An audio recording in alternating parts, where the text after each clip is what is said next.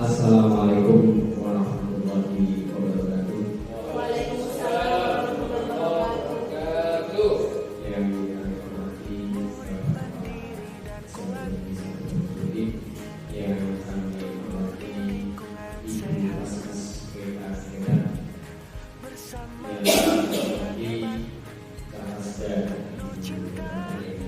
Bapak Ibu SMP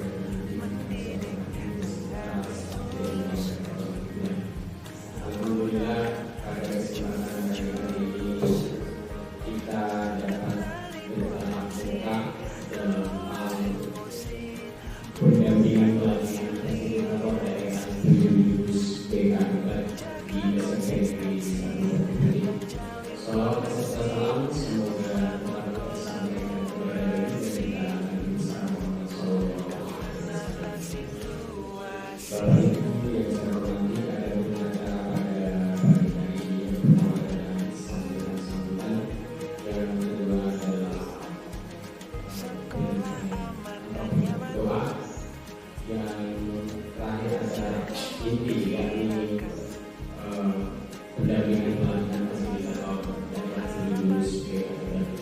Baiklah Bapak Ibu hadirin semuanya, untuk membawakan lagu pada hari ini kita buka acara ini dengan pembacaan Al-Fatihah. Al-Fatihah.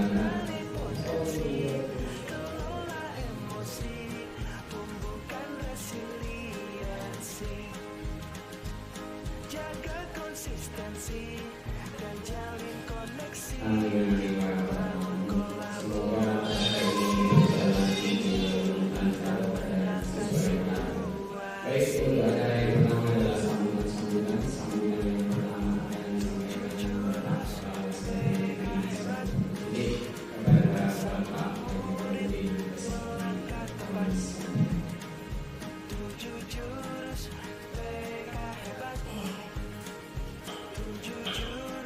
yang berdiri Assalamualaikum warahmatullahi wabarakatuh.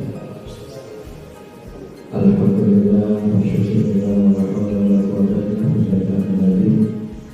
Allahumma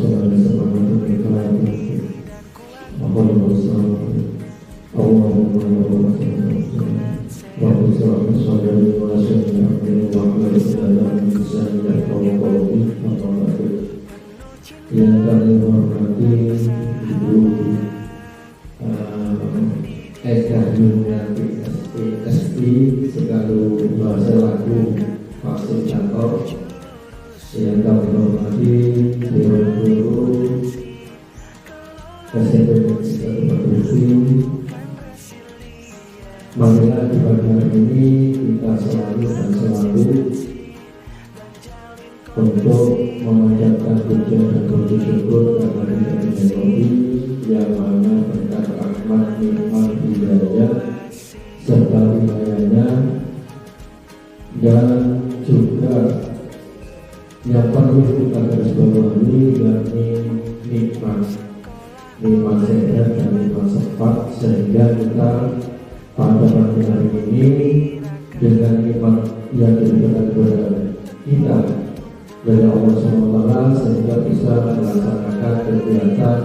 Insyaallah mudah-mudahan kegiatan pada hari ini mendapatkan ridho Allah dan mendapatkan kemudahan yang bermanfaat, yakni menampilkan pelatihan fasilitator daerah 7 lulus PKK yang mana diadakan oleh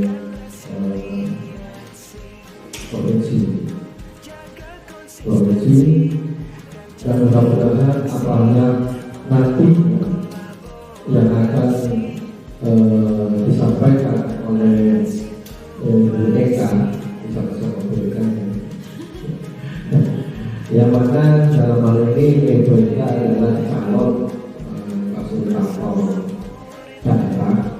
Untuk itu mudah-mudahan dengan kegiatan yang kedua ini bisa mengantarkan beliau untuk kegiatan-kegiatan selanjutnya dan bisa dikatakan sebagai fasilitator daerah.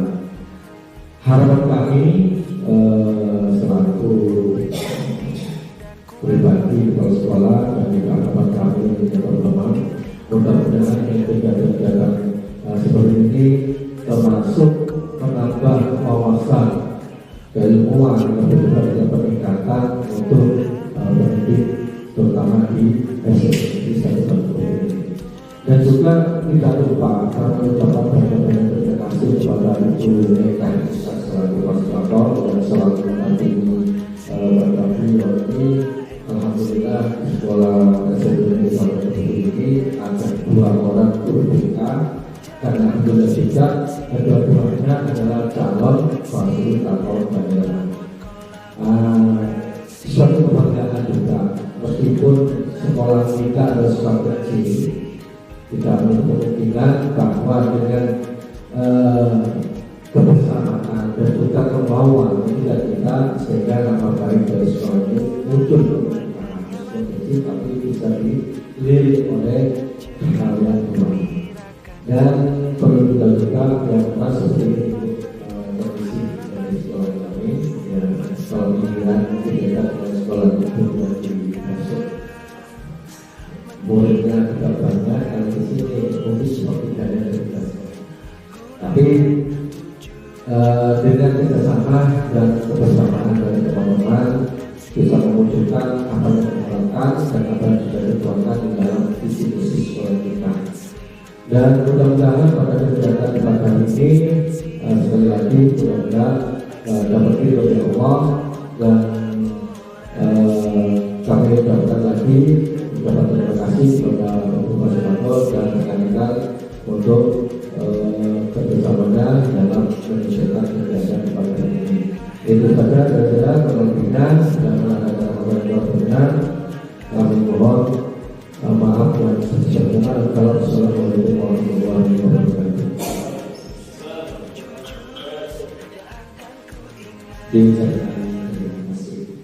Untuk selanjutnya sambutan yang kedua akan disampaikan Ibu Fasilitator Nasional dari Ibu Eka. Adapun Ibu Yuniati ini, Ibu Eka Yuniati maksud kami telah mengambil peran di Kabupaten Sumeneb sebagai PP Angkatan 9, kemudian fasilitator Angkatan 12, fasilitator daerah pelajaran mendalam kelas 1 dan 2, ketua inklusi Kabupaten Sumeneb, ketua kami juga ketua MBBK periode 2023 sampai saat ini, fasilitator nasional PK hebat 2025. Yang tadi PT SMPN 1 masuk kepada yang terhormat Ibu Eka di sini.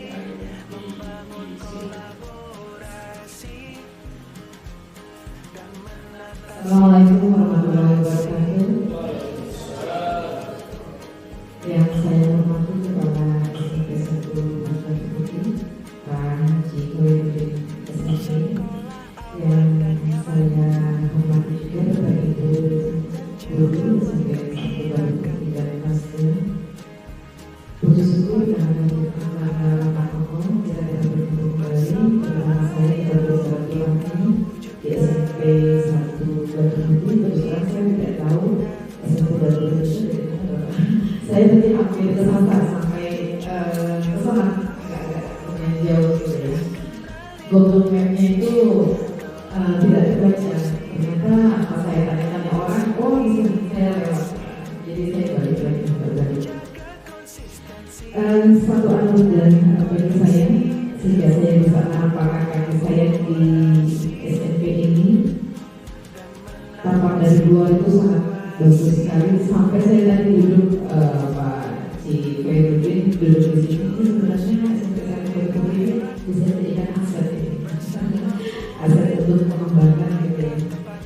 Selamat datang kepada Nabi Muhammad SAW karena berkat beliau kita dapat dari yang ke-8 jadi anak-anak dan mudah-mudahan kita mendapatkan syafaat oleh beliau menjadi yang akhir.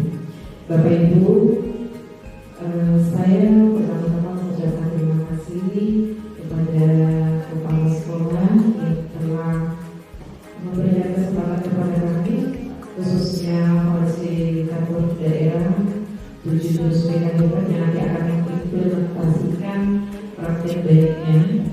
kepada Bapak Ibu. Sebelumnya juga saya mohon maaf kepada kepala sekolah dan Bapak Ibu semuanya karena mengganggu aktivitas Bapak Ibu. Tapi karena tugas saya sebagai fasilitator nasional untuk mengadakan OJL atau on the job training di tahap 3 ini. Jadi minggu yang lalu dari BPDPK Pusat jadi memerintahkan kepada kami selaku fasilitator nasional untuk turun ke bawah memantau OJL mereka masing-masing sampai di mana sih penerapan 7 jurus BK itu kepada siswa, dan nanti beliau mengimplementasikan kepada guru-guru yang ada di sini. Terus terang kalau juga dan guru-guru di sini 7 jurus BK itu ternyata materinya itu sangat bagus dan bisa kita terapkan sebagai pengamal untuk menangani anak-anak. Jadi 7 jurus itu tidak hanya dikuasai oleh guru BK saja, tetapi juga harus dimiliki kita sebagai guru pengamal dalam menangani anak-anak.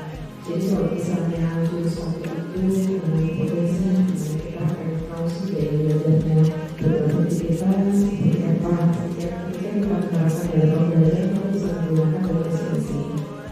Terus yang kedua, pola emosi. Kadang-kadang kita di dalam kelas itu anak-anak emosinya jadi dan sebagainya. Jadi bagaimana kita sebagai guru itu mensikapi anak-anak seperti itu. Terus yang jurus ketiga bukan resiliensi. Mungkin saya tidak tahu ya backgroundnya siswa ini berapa ya, tapi resiliensi itu tidak hanya untuk siswa saja, tetapi untuk kita sebagai pendidik itu diperlukan. Karena dalam perjalanan waktu sebagai guru mungkin kita akan mengalami hambatan, kesusahan, kendala dan sebagainya. Kita perlu untuk resiliensi, yaitu daya tahan tubuh kita terhadap masalah yang kita hadapi selama ini. Bagaimana kita menghadapinya? Yang jurus keempat itu jaga konsentrasi, yang kelima jalin koneksi, terus yang keenam bangun kolaborasi. Dalam artian di dalam satuan pendidikan kita harus berkolaborasi, membangun kinerja tidak hanya kepada kepala sekolah tetapi guru, tapi dengan staf-staf akademis ini sehingga kita bisa merencanakan untuk mengadakan sekolah kita itu kayak gimana, serta juga itu konsentrasi. Maka itu amat sayang sekali kalau misalnya 7 jurus BK ini kita tidak mengimplementasikan kepada Bapak Ibu. Sebenarnya untuk yang fasilitator daerah itu tidak harus mengimplementasikan kepada Bapak Ibu itu 7 daerah yang dari pusat itu hanya menginginkan 2 saja. Jadi 2 jurus itu yang fasilitator daerah itu menerapkan kepada siswa dan dia nanti mengimplementasikan praktiknya kepada Bapak Ibu. Waktu sebelum bulan Maret saja, awal itu kami dari kabupaten khususnya SMP itu menggunakan kedua besar sekali fasilitator daerah di Indonesia atau beberapa ini. Jadi kita mendapatkan dari posisi itu 31 pasca untuk mengingat seperti itu. Jadi amat disayangkan sekali kalau misalnya provinsi tidak maksimal. Sedangkan kalau SMA sendiri mereka hanya cuma di Malang saja. Jadi lebih banyak SMP itu. SMP itu mereka ada provinsi itu paling 300 kabupaten semua. Sedangkan SMA itu hanya nanti dalam praktek itu cuma besar fasilitator daerah ini seperti dari PPP tidak untuk kemungkinan nanti mereka itu akan mengajar di SD atau TK penyampaiannya ya, atau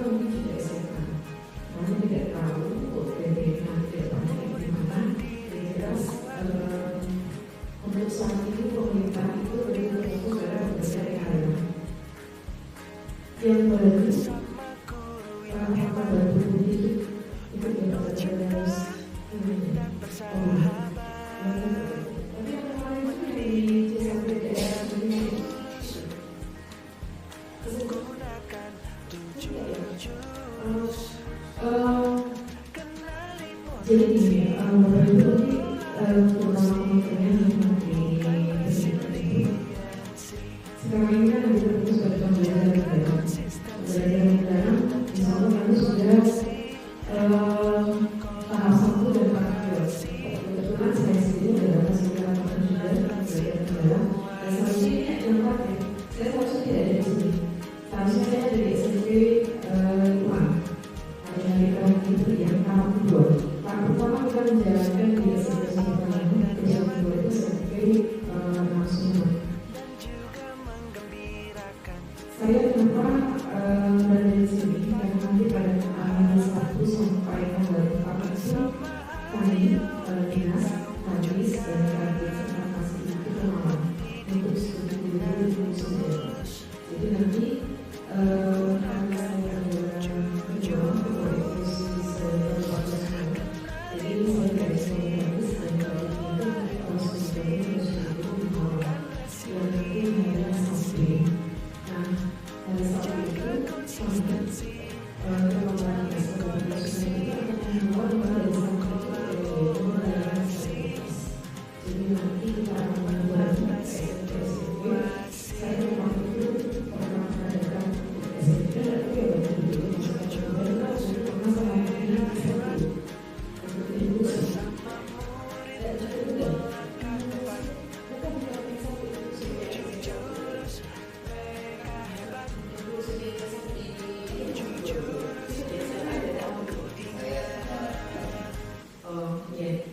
berarti kenal saya ya berarti. Nah, ya itu nanti dari situ itu nanti akan ada lanjutan lagi. Karena saya sudah bilang sama Pak Kadisnya untuk lebih kita memprogramkan inklusi anak inklusi tersebut. Jadi kalau bisa saya ada di situ.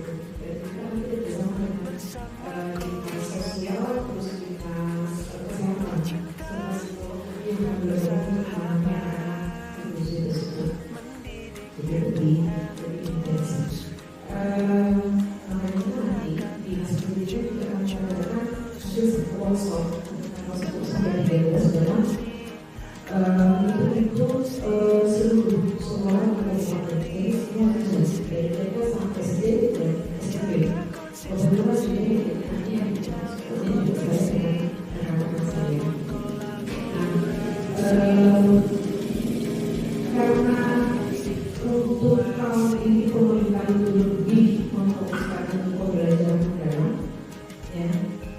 Sekarang ini kan ada beberapa sekolah yang sudah mendapatkan khususnya biaya oleh itu pembelajaran mendalam dan coding ya, pembelajaran mendalam dan nanti itu terupdate di sana.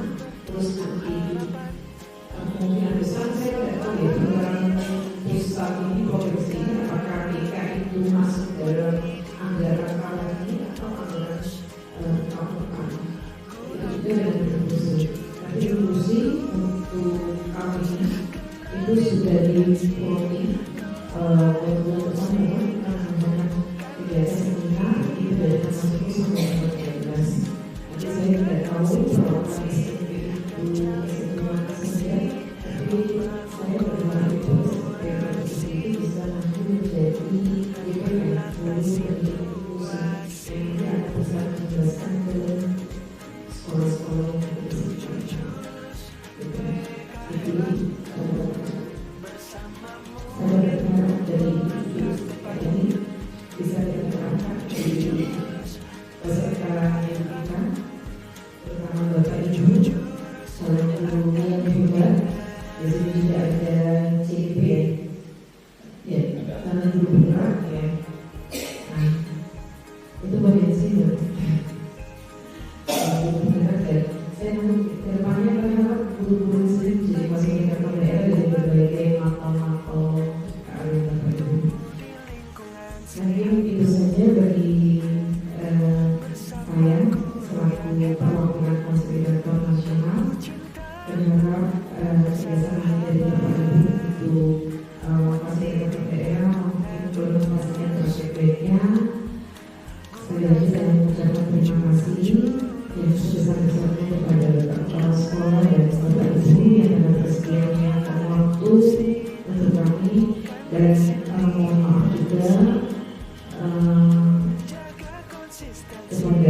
kepada Pak Gubernur Ibu mungkin agak mengganggu sedikit aktivitas Bapak Ibu.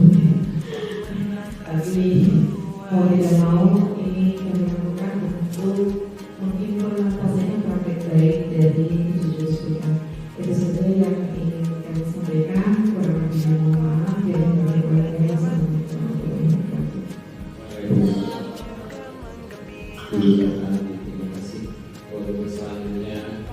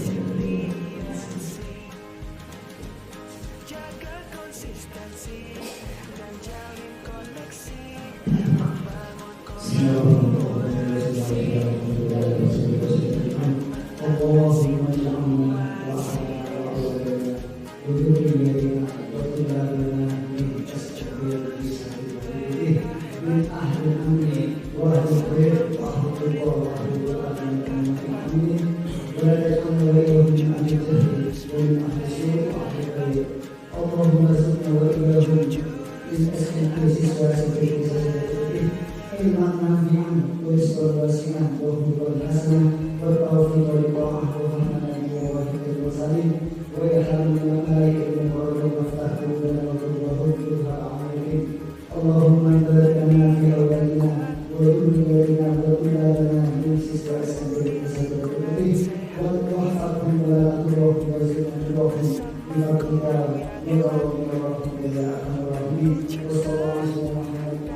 selesai. Acara budaya ini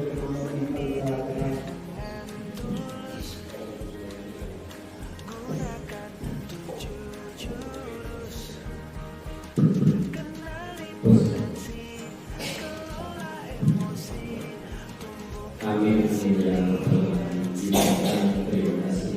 Untuk selanjutnya mari kita sama menyaksikan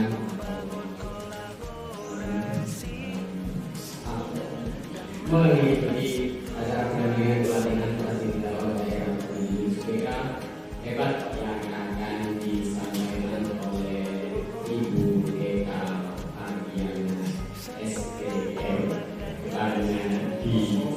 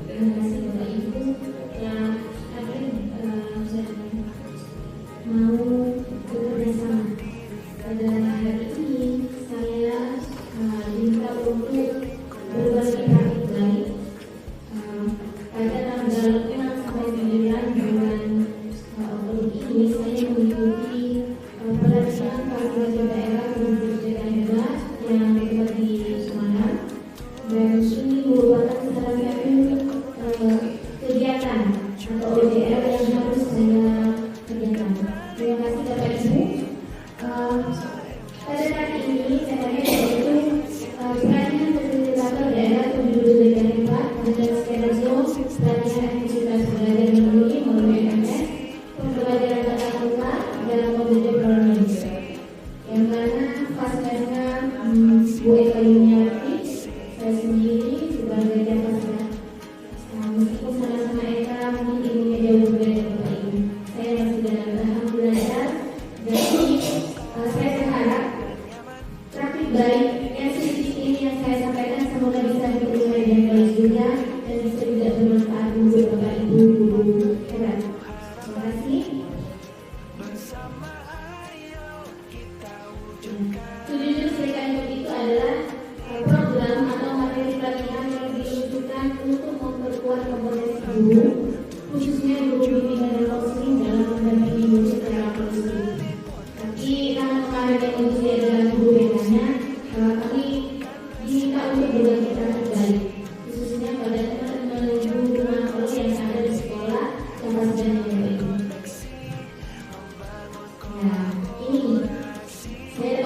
juga season 7 jurus beda hebat.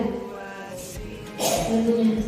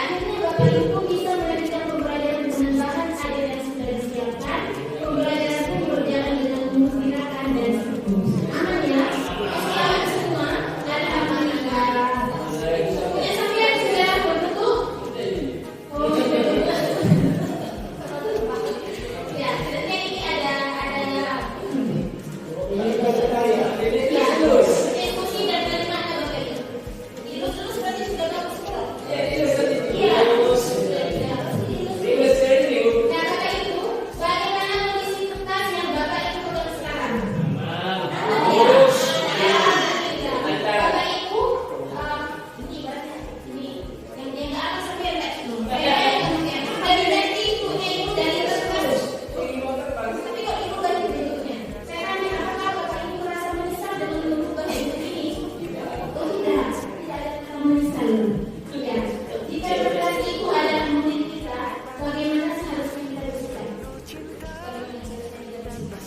bersikap secara adil. Adil kepada anak-anak yang terkandung Eka tadi, bisa jadi gitu ya. Yang sudah potensinya seperti itu anak-anak harus sabar. Iya, dalam titik lurus itu kan harus menangani anak-anak.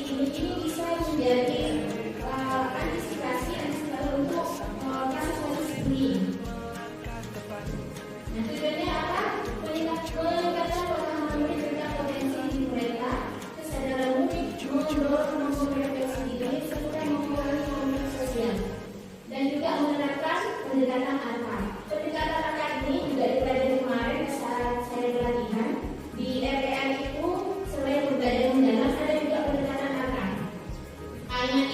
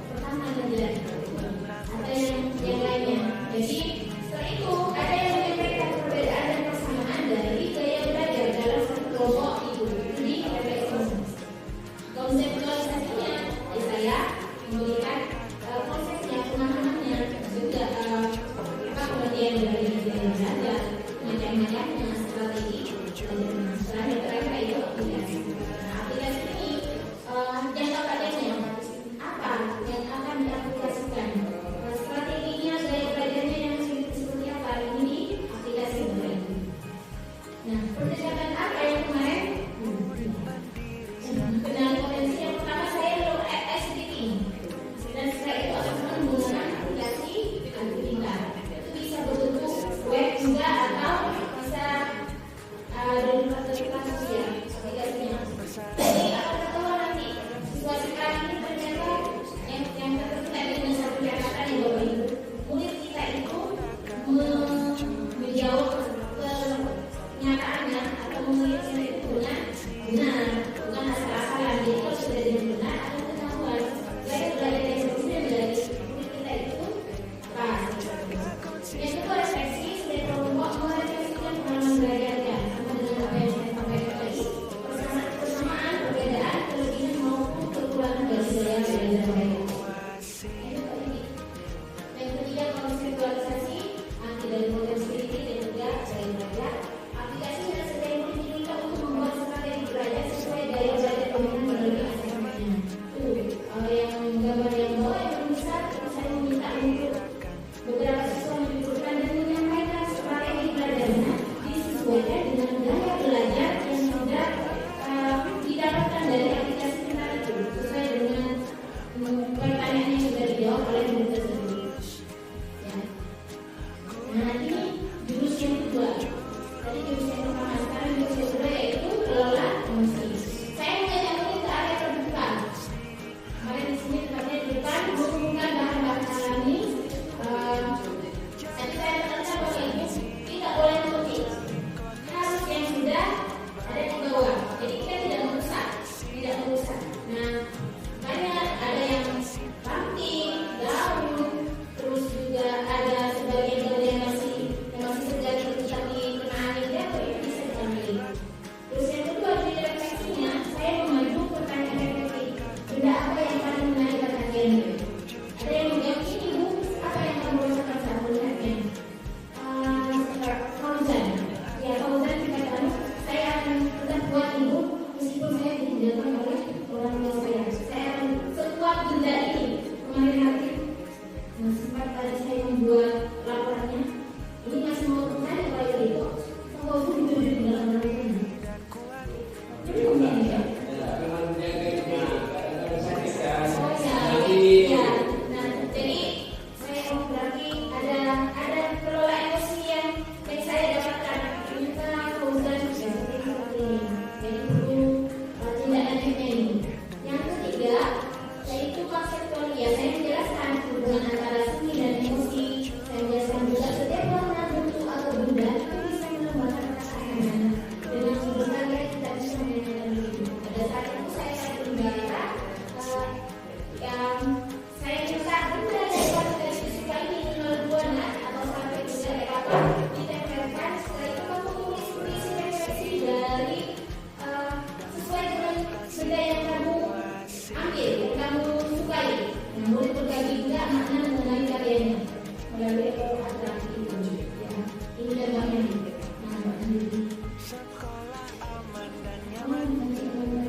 Nah, kesimpulannya Bapak Ibu, di lusa kemarin tanggal 27 layanan kenali gaya belajarmu, judulnya kan kenali gaya belajarmu, belajar dengan cara bersendiri. Nah, ini berhasil membantu murid mengenali gaya belajar dominan. Setelah itu murid juga menunjukkan persiapan kesadaran diri dan mampu menyusun strategi belajar di baginya. Dan kegiatan ini juga memperkuat nilai diri, kolaborasi dan berpikir sebagai semuanya dimensi positif lulusan ya. Itu bukan menuju menjadi ya.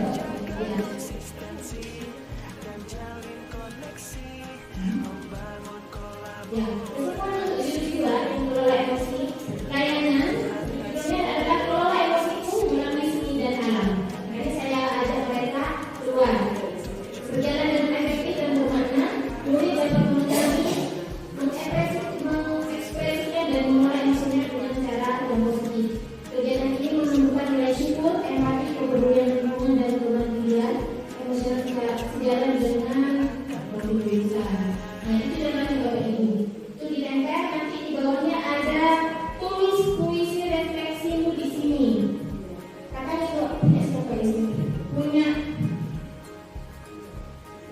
Ibu ini, Ibu beri aku waktu, aku mau hidup lebih lama lagi ibaratnya beri aku. Nah ini perlu juga di aku waktu aku mau hidup apa dengan itu. Ini tugas saya sebagai Bapak Nindi nanti. Ya, selanjutnya ini juga ya ternyata lebih kompleks juga ya. Misalnya Bapak ini potensi tanpa ini ya dari jurus 1 dan 2, potensi tanpa mengendali emosi hanyalah api yang membakar, tapi bila diatur dengan hati yang menjadi cahaya yang menerangi. Terima kasih Ibu. Mungkin ada yang ingin disampaikan masalah SPM-nya Pak Nur yang angka nanti ada juga ya Pak.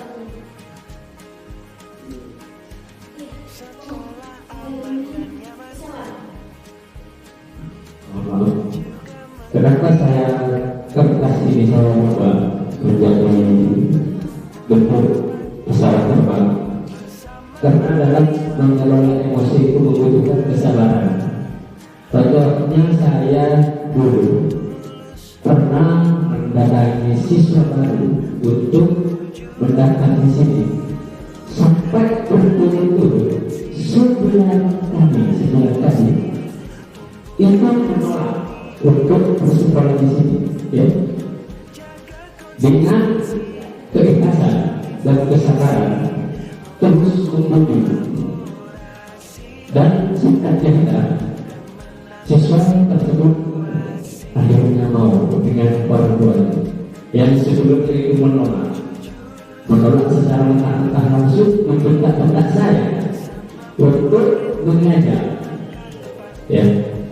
Terus cerita kelamaan anak tersebut mau mendaftar, akhirnya dalam untuk mengelola emosi harus dibutuhkan dengan ketelatenan dan kesabaran sehingga anak-anak atau siswa ini bisa kayak seperti pesawat terbang untuk menggapai suatu cita-cita. Terima kasih.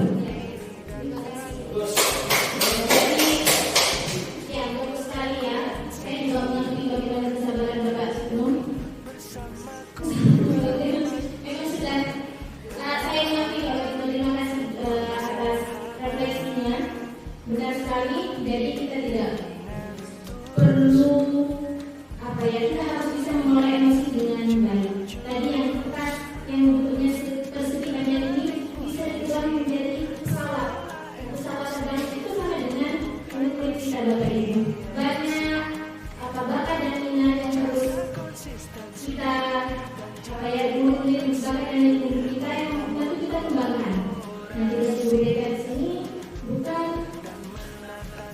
penyelesaian masalah saja, tetapi mengembangkan bakat dan minat murid secara optimal. Dan tentunya itu juga perlu kolaborasi yang baik dengan bapak ibu guru. Mungkin ada yang lain yang disampaikan?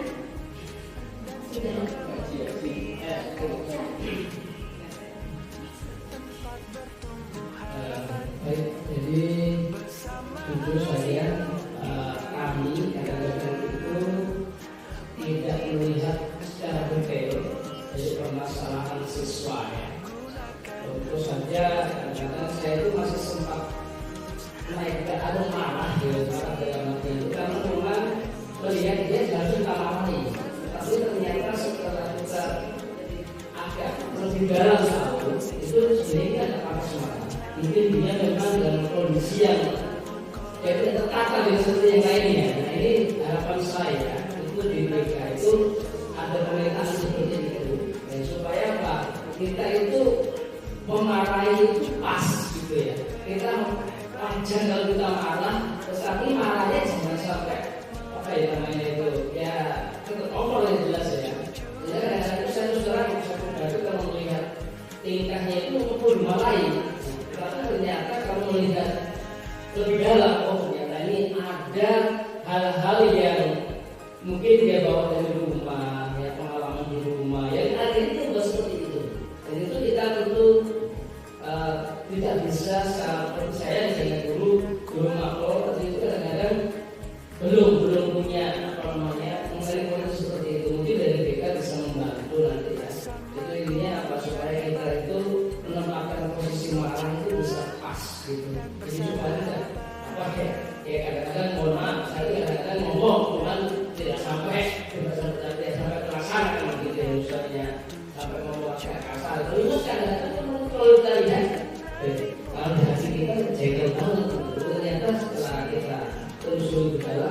yang mungkin ada ya dari potensi rumah yang terbawa ke sekolah, yaitu sebenarnya mungkin belum dia harusnya dia tidak punya pengalaman seperti itu, tapi dialami oleh mulut kita, sehingga emosinya lebih dari yang lain.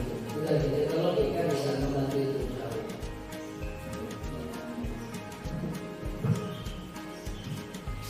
Terima kasih.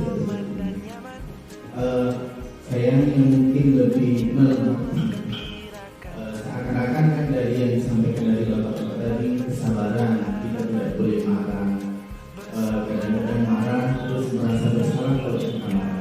Kalau saya melihatnya dari sudut pandang yang berbeda, menurut saya salah tetap salah dan harus ditegur. Artinya pada saat anak itu tidur, menurut saya dia tetap salah dan harus disikapi dengan baik. Dengan cara marah, iya, tapi dalam artian bukan marah ngamuk. Anak itu harus ditegur. Entah di belakang ternyata ada sebab kenapa dia seperti itu, maka kita juga harus menyikapi dengan baik. Artinya kemarahan kita yang tadi bukan berarti kita salah, tidak. Tapi memang kemarahan yang kita keluarkan atau teguran yang kita berikan ke anak itu memang layak harus ditegur.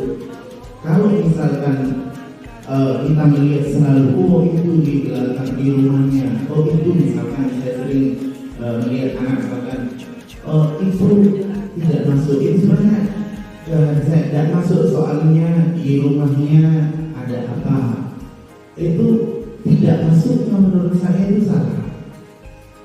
Artinya apa yang terjadi di rumah itu tidak bisa membenarkan kesalahan yang dia lakukan di sekolah. Si Malakama memang buat itu. Kalau misalkan itu dibiarkan, maka kesalahan yang dibiarkan menurut saya nanti akan membuat anak dia dan yang lain menganggap itu benar.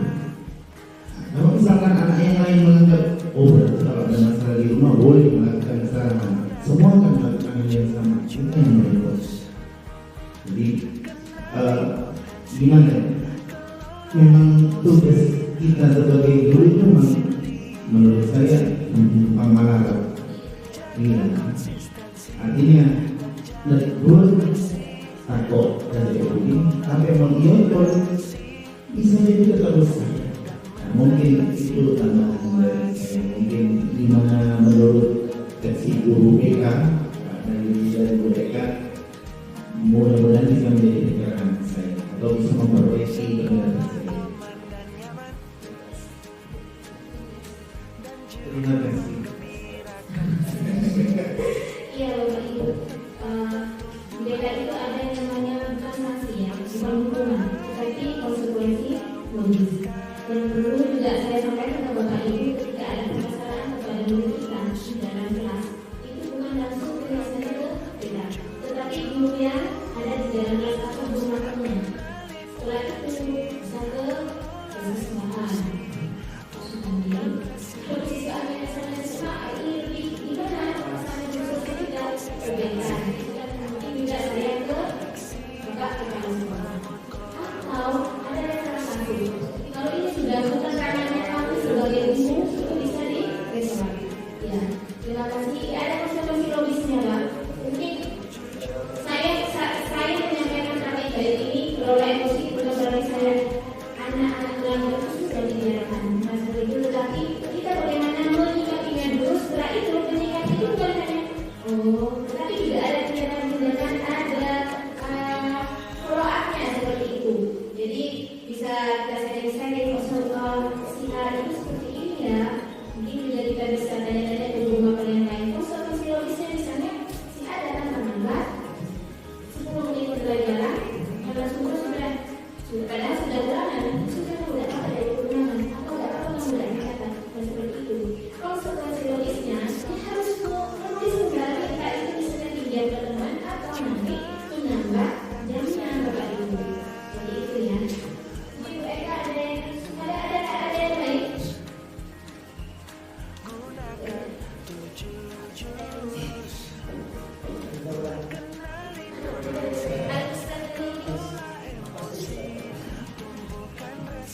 Terima kasih. Assalamualaikum warahmatullahi wabarakatuh. Langsung saya akan menyampaikan kenapa rasanya sinus saat ada dikira sebenarnya. Cuman yang pertama pada saat habis sekolah kendaraan mogok dan sebagainya itu seandainya pada tahun 2012 yang lalu mungkin saya masih emosi, tapi karena sudah lama gitu ya, jadi saya menganggap kita melakukan perjalanan apapun itu pasti ada risiko. Itu yang pertama. Terus yang kedua, maka saya tidak begitu mempersoalkan sehingga tidak perlu kemudian kepastian saya depan. Lalu kemudian sampai di sekolah ada anak tiba-tiba masuk, terus kemudian tiba-tiba itu seandainya di awal-awal menjadi sekolah dulu mungkin kita masih menganggap anak tersebut tidak menghargai atau tidak sama. Tapi satu hal yang memang saya pasti paham, ada perbedaan kenapa anak tersebut seperti itu. Kalau misalnya anak tersebut setiap hari tidak pernah tidur, lalu kemudian tiba-tiba dia masuk tidur, berarti ini ada sesuatu. Tapi kalau setiap hari dia seperti itu, ini pasti jadi mengalami belanja. Jadi kadar dia melakukan seperti itu sejauh mana? Maka di situ lagi-lagi kita sudah berusaha dan sebagainya. Karena kasusnya cuma satu kali sih kan, saya di relasinya itu berkali-kali.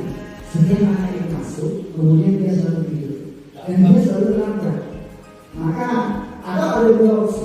Kalau misalnya baru satu kali dan dari bulan kemarin dia tidak pernah tidur, tiba-tiba sekarang tidur, ini pasti ada apa namanya. Jadi tidak perlu kemudian seorang guru itu langsung ingin gaya macam-macam sehingga kertas juga berhenti dibaca seperti itu.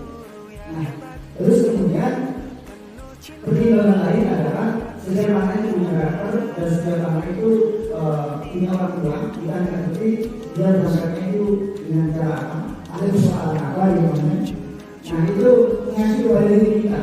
Terkadang diri kita sendiri kalau misalnya ada konflik di rumah, juga terkadang di sekolah juga ada kabur. Maka perlu pendalaman lebih jauh untuk mengenali anak ini kenapa dia seperti itu. Terus yang tadi datang Pak kemudian masih tahu bahwa ternyata rumahnya ada masalah. Makanya ketemu di situ sebenarnya. Maka di situ semakin menguatkan bahwa ternyata masih ada apa-apa dan kelas lanjut tanpa harus diidentifikasi saat ini juga. Dan ternyata hikmahnya juga di situ ada pembelajaran yang tertinggal itu juga hal yang biasa.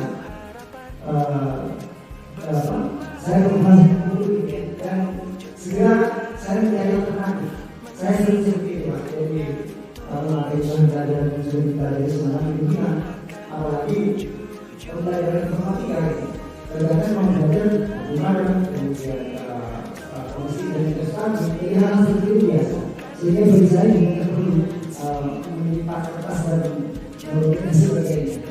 Maka kemudian ini berkecimpung di dunia pendidikan itu juga cuma muridnya yang kita ajari untuk menjadikan emosi atau potensinya itu bisa memberikan gitu ya.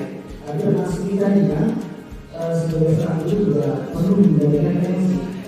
Jadi berbagai kemudian yang tampak lupa nanti kita harus komunikasi seperti itu berdampak kepada emosi kita.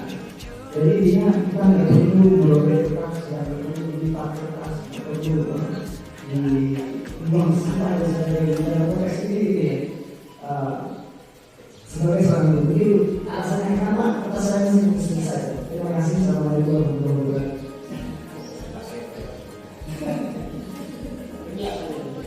Terima kasih kembali. Untuk yang kesekian kalinya saya sampaikan, saya tidak kalah berada di organisasi ini. Karena dulu-dulunya tidak hebat, makanya saya seperti ini. Karena Bapak Ibu juga yang mendukung dan mau berkolaborasi dengan baik.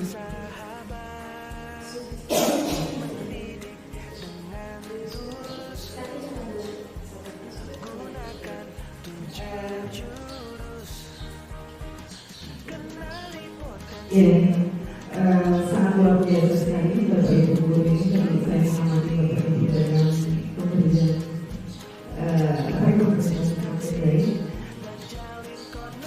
Satu hal yang harus kita garis bawahi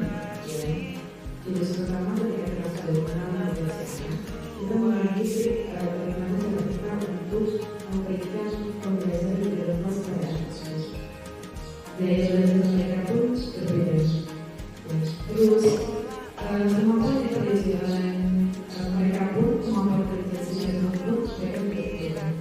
Jadi bagaimana caranya ketika memberikan pembelajaran pembelajaran mendalam membuat anak-anak didik kita itu semakin tertarik, menyenangkan, dan kalau bisa ketika tidak ada guna mereka punya misalnya kita berarti mereka pasti ingin sesuatu tapi bisa kita karena dia ingin pembelajarannya dari pembelajaran yang kita ajarkan karena pembelajaran yang kita ajarkan ini sangat berbeda. Itu yang selanjutnya. Terus kedua, kita mengelola emosi dalam artian kita sebagai bapak ibu dari kelas itu terkadang emosi kita tidak terkontrol dengan perilaku anak-anak yang benar-benar buat kita tuh memicu emosi kita ketika tanpa sadar tidak marah, tidak budi, tapi dengan kita sudah mengetahui mengelola emosi. Kalau ada trik-triknya Bapak Ibu, ketika kita memang dalam keadaan jenuh, ketika kita berpikir untuk mengajar, itu kalau misalnya dulu di dalam itu ada mindfulness. Jadi kalau mindfulness itu misalnya untuk kita sebelum ke kelas memberikan kesadaran dengan relaksasi dengan berbagai hal. Ketika kita sudah fresh, maka kita bisa mengajar. Tentunya mungkin Bapak Ibu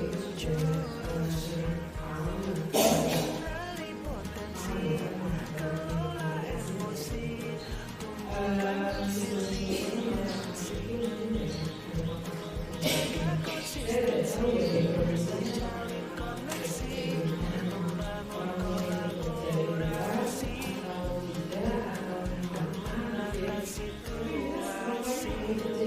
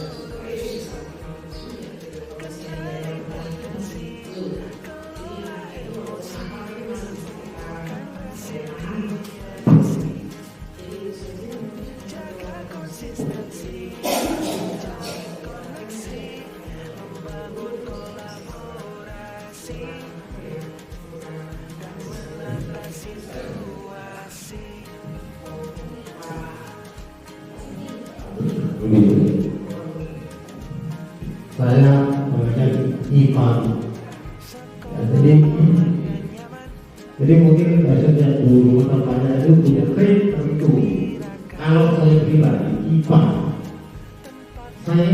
begini, lebih kepada memperhatikan gelombang otak anak, gelombang ada alfa beta gamma, alfa beta gamma. Jadi di mana anak itu bisa menerima suatu konsep di gelombang apa? Jadi oleh sebab itu saya sendiri kadang itu menggunakan metode berputar. Iya, benar. Jadi dengan berputar, karena saya tahu anak itu adalah siswa itu adalah anak saya. Jadi saya mengenal bagaimana dia itu bisa, gimana dia itu, akhirnya gimana. Jadi tidak selamanya orang untuk memarah berputar itu ya hal yang negatif begitu. Jadi yang buruk negeri itu. Jadi seperti orang sholat itu, orang sholat seperti kalau pikiran saya satu, dan pikiran saya di gelombang otak itu tidak karuan, saya belum bisa sholat. Sama dengan itu siswa itu kalau belum mencapai gelombang ini sesuai maka pelajaran tidak bisa dimulai. Saya ya, datang yang lain. Maka bagaimana untuk mencapai cepat gelombang ini? Karena saya menghukum anak-anak itu. Iya. Membuka, jadi berdiam. Jadi ada fase di mana anak itu bisa langsung terekam. Itu. Kalau saya perhatikan ya teori-teori kan hanya teori saja. Jadi berpikir menurut saya begitu. Jadi saya karena saya ditimpa, saya tetap menerapkan itu untuk gelombang otak mana anak ini sekarang begitu. Kemudian dan kalau misalnya tidak cocok dengan bertentangan dengan teori begini, itu tidak hebat ya. Mohon maaf saja ya. Karena saya memang itu adalah tanggung jawab saya kepada orang tua untuk mendidik anak. Di mana mereka harus bisa menguasai konsep-konsep mata pelajaran. Begitu. Terima kasih.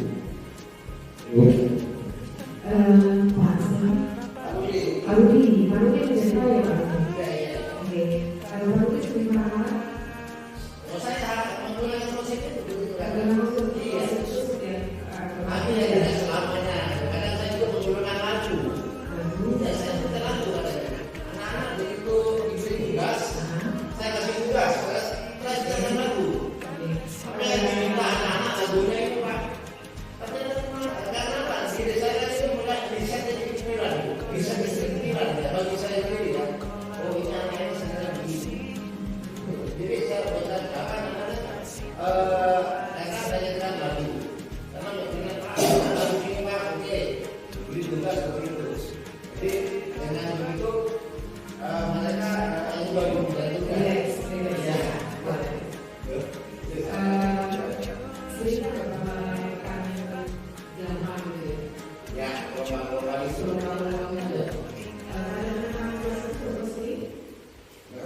Sering pada perkataan kelas itu. Ya, saya sering. Karena memang itu yang saya bilang Bu. Seperti orang juga menghipnotis. Itu kan orang di gelombang otak mana dia bisa masuk. Jadi bagaimana tekniknya? Itu sudah. Jadi nggak tahu yang kita Ya. Jadi itu yang tahu situasi sesuai itu ya. Jadi berikutnya ya itu bagaimana saya bahwa anak ini sesuai dengan tapi kalau dilihat bahwa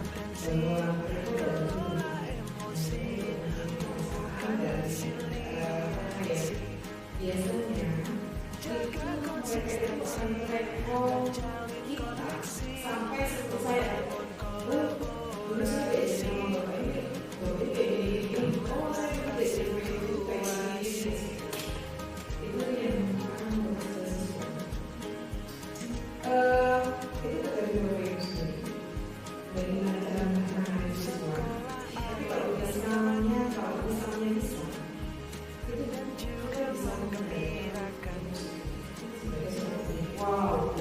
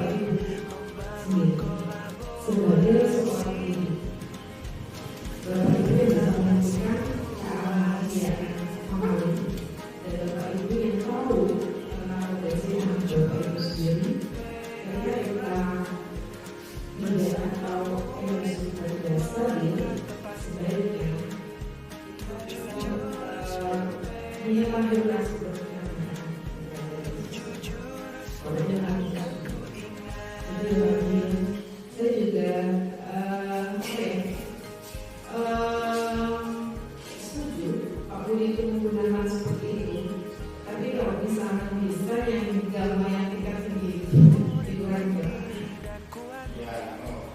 Ya, yang tidak semuanya meminta tapi kan beliaunya juga.